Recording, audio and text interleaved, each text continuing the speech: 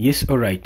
Police commander mu Wakiso district akubiddwa ng'ekyonzira, akubiddwa ng'ekyokuttale era egifisseewo ne gikwata ettaka gwe mukwano gwange ali eye ampuliriza. Oli ku Yugi Update TV kosinza obbanga otuwuliriza we bali kwekumira ku mayengo gano.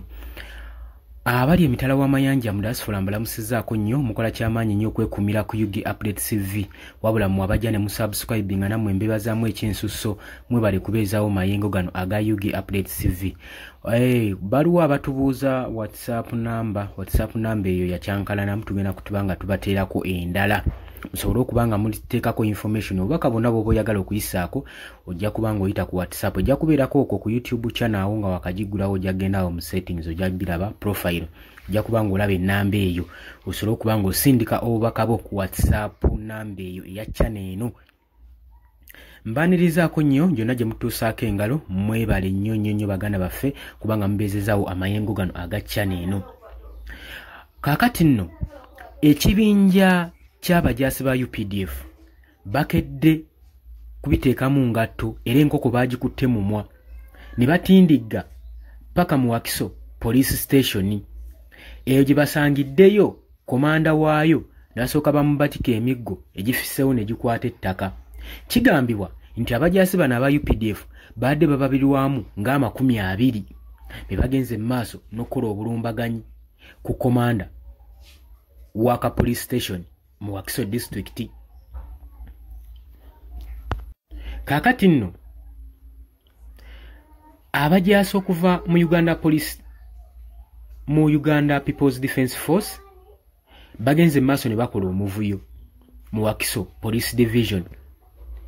Olwo nno gye basinzidde okubanga bakola obulumbaganyi ku District Police Commander DPC Superintendent of Police Efeza Kiza ono nno bwe bagenze mu maaso n'okuvvuula abajaasi bano aba UPDF. Kino nno eno instance eguddewo esindisa obubaka eri security community era ne raising a serious concern engeri military personnel gye bakwasaganyaamu emirimu gyabwe. Okusinziira ku bajulizi abaddewo bagamba nti police source abajaasi bayingiddewo wano nga bavuga emmoloka zibadde 4 eza Toyota Harrier van ezimanyiddwa nga drone. Bagenze mu maaso n'okusalako ka police station naye nga abaddewo batugamba bano badde balabikibwanga aba Presidential Task Force on Land Matters and Environment Unit Command.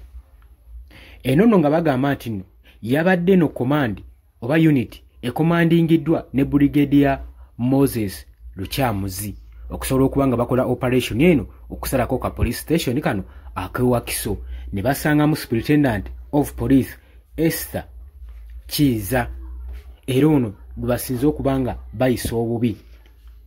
Bagenze mu maaso ne basalako ka police kano nga balumiriza SP Kiza okuteekawo omuzigiko mu operation gye badde bakolamu eya land dispute mu Wakiso district y'ensonga ebadde mulanza. Naye kigambibwa bano abajaasi ba UPDF olwatuuse bagenze mu maaso mu ngeri ey'amaanyi forcefully ne bayingira ofiisi ya komando ono Esther ne bamusalako ne bamwetooloola ne bamubuuza kajojoji w'ebibuuzo wabula agenze okulaba nga tajja kumalako nabyo n'agenda mu maaso akolobye olukomo akube ekkasimu abite ku buyambi. Oluvannyuma abajaasi bano bamuseeko essimu gy'abadde akozesa n'oluvannyuma balabiddwako oba amasasi gawulikiddwako nga gavugira mu ofiisi ya komando ono owa poliisi saako ne wabweru nga bagenda bagakuba mu bbanga era nga bamwetoolodde mu ofiisi ye ekintu ekireeseewo okutya ne paniki ku batuuze ababaddewo saako ne ba poliisi abamu ba junior officers ababadde ka police station ako. Jukira bonna badde basaliddwako naye ekigambibwa nti bano tebabalese kyekimu balese babakubye emiggo egisigaddewo ne gikwata ettaka. Kigambibwa nti oluvannyuma lw'omusikako ekusimu komando ono akozesezza radio call okusobola okuyita backup era abajaasi bano olukitegedde nti nno backup yandibangejja ne bateekako kakokola tondeka nnyuma newankubadde abamu bakwatiddwa era bakyadetainingiddwa ku nsonga eno wabula kigambibwa nti ensonga oba entabwe evudde kubanga police commando ono yagenze maaso n'afuuka obstacle ku land dispute ku ttaka eribaddeko enkayana lye babadde bakomaningiddwako cooperatinga mu Wakiso district.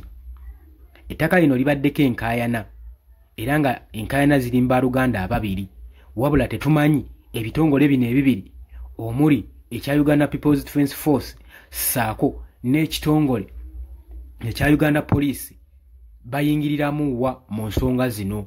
Awo nkugambira nti nno mu Uganda tulina ministries zeetengeredde zikola kubanga engeri poliisi n'amagye gye bayingirira ensonga z'ettaka tulama nti nno kiba naawe kikwewuunyisa. Wabula kigambibwa nti ono komanda bamulese bamunsalutinze nga bamukubye emiggo saako ne bwa junior officers abaddewo ku siini gwe mukwano gwange ali eyampuliriza. Abamu badduse naye nga abamu badetainingiddwa bakyagenda mu maaso n'okubanga banoonyereza wabula kino kiriyo ezinzeewo serious question eri ebitongole bino ebikuumaddembe ebibiri olw'ensonga si gwe mulundi ogusoose police station ng'erumbibwa mu ggwanga Uganda. UPDF ezze ekola obulumbaganyi ku police stations ezimu era tujjukira bulungi nnyo waliwo police station gye balumbagana ne babakuba emiggo saako n'abo baali bazze okuwaaba emisango nabo baabatwaliramu. Kati ebikolwa ng'ebyo ebikolebwa mu ggwanga birina ekifaananyi kye bisiigira eggwanga n'okulittattana eggwanga lyaffe nga Uganda. So tukowoola ebitongole bonna abavunaanyizibwa ku nsonga nga zino okukwasaganya bino ebitongole bimukwata mundu basobole okubanga ensonga zino baziyingiramu n'okutebenkeza emirembe mu ggwanga obutatanyishinga linnya lya ggwanga lyaffe nga Uganda. Oli ku Yugi Update TV kubadde osinza obanga otuwuliriza era weebale kwekuumira ku mayengo ano wabula gwe atannatweyungako kirira wansi waliwo ekigambo subscribe kikoneko ojja kubanga osobola bulungi nnyo otweyungako. Mbagaliza olunaku olulungi, mbagala nnyo, mweraba.